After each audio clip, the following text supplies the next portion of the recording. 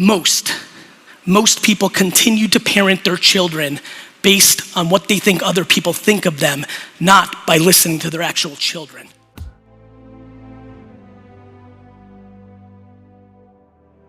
Every parent is judging their kids based on yesterday, but your kids are living in today, which is a better indicator of tomorrow. Over the last 3 years, I have received hundreds of thousands of messages from 15 to 25-year-olds telling me variations of stories of how much they love and appreciate their parents deeply, but deep down, they resent them and or hate them so much because while they continue to take their unlimited Uber from their parents, while they continue to take a brand new BMW on their 17th birthday, while they continue to be thrilled that their parents bought them their first apartment in New York City, or much smaller things like a first-class plane ticket or something of that degree, they inherently deeply understand that they are a zoo animal and are completely unprepared to actually live in the world. When I was 9 years old and opened the door for an elderly woman at a McDonald's, she reacted as if I won the Nobel Peace Prize. Good mom. What my mom did was super smart. She overreacted on everything that I was doing. That was a good human trait. And she held me accountable for things that didn't matter, like grades. My mom built huge self-esteem in me. And I feel like the biggest reason I am who I am today to everybody is because I feel so guilty and so grateful for what she did for me that I want to do it for everybody else, which is, guess what? You suck at a ton of good. So does everybody else.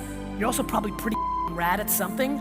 Try as many things as possible until you figure out what you're rad at and you like, and go do that for the rest of your life and stop giving a about everybody else. Your son wants to be a professional sports gambler or a sports card flipper or a sneaker flipper or an esports star or an Instagram celebrity is work ethic.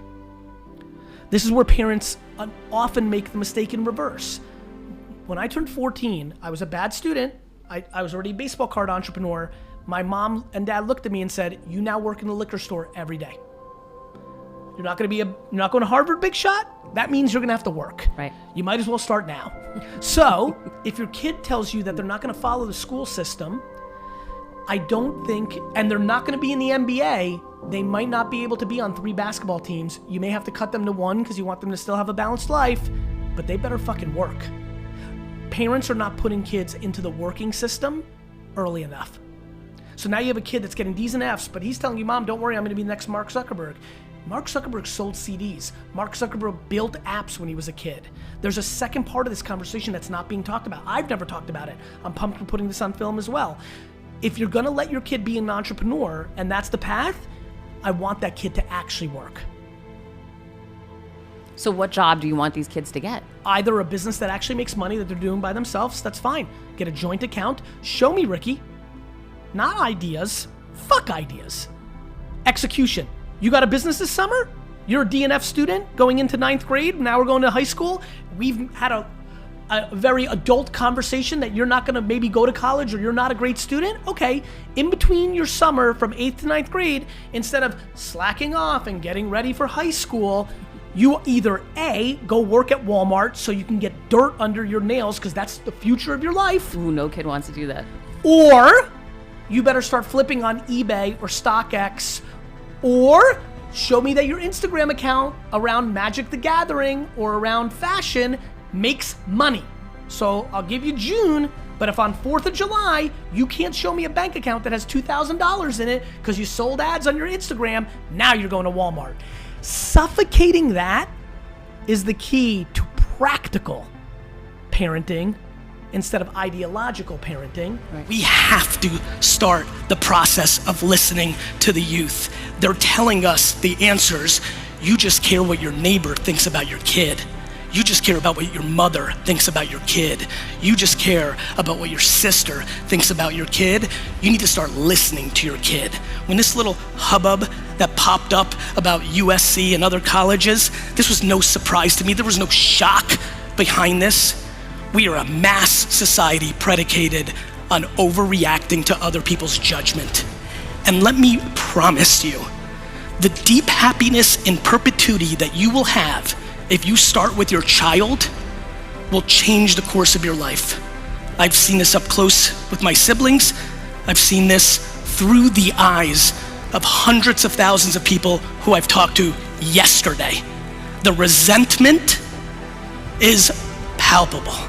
More importantly, they genuinely believe that you do not believe in them because you're subsidizing their behavior.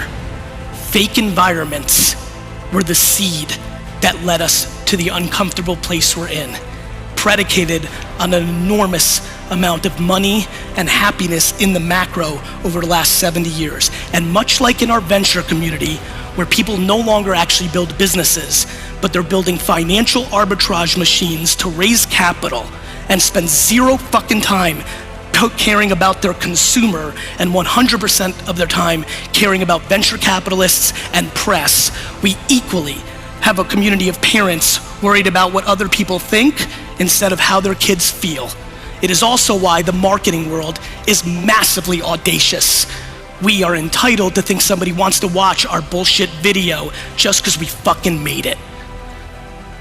We have to have a much, much deeper conversation about entitlement, and when we do, all the other beautiful words that have been spoken in the last 2 days will start to fall into place. Thank you.